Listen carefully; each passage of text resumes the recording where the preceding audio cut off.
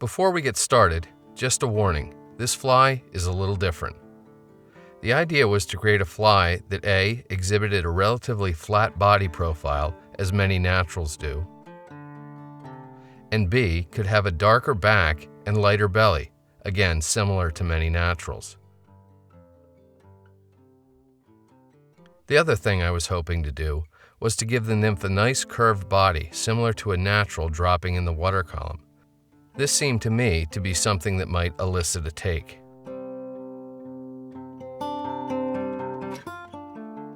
To be upfront, the pattern lacks segmentation, is somewhat limited in terms of the color variation, and is difficult to tie in sizes smaller than a 16.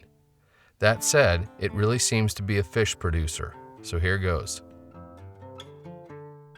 This is a size 14 scud hook. The idea is to use something with a really short shank. Start your thread on the hook and wind it back to above the hook barb.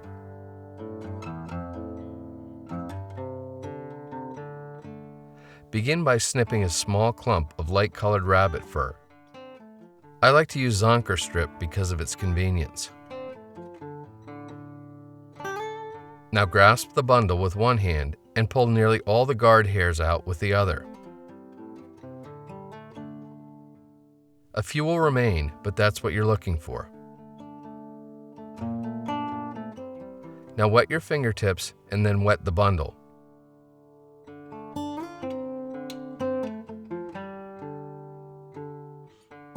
Tie in the bundle so it's as long as the abdomen of the fly and snip off the butt ends.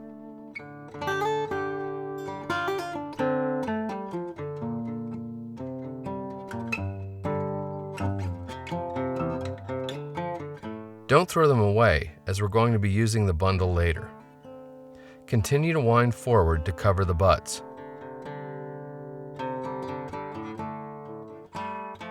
Cut a like-sized bundle of rabbit fur, but in a darker color, and repeat the same process. Remove nearly all the guard hairs, wet the bundle and tie it in, then snip and save the butt ends. Now wind your thread forward to cover the snip butts. With your thread all the way back in the starting position, tie in wing case material. Here I'm using Scud back, but any wing case material will work fine. Mix the snipped off butt ends of the rabbit fur together using about twice as much of the light color as the dark. Dub to create the thorax of the fly. Make sure the dubbing goes all the way back to the barb of the hook.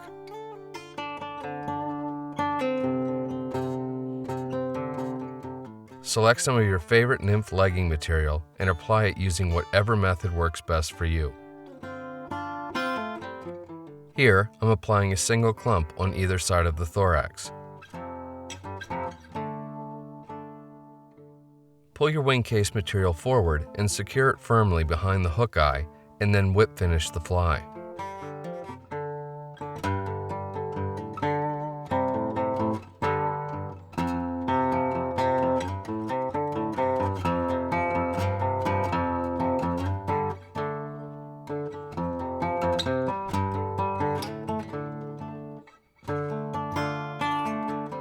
Now comes the fun part.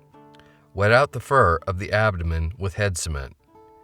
Here, I'm using hard as nails.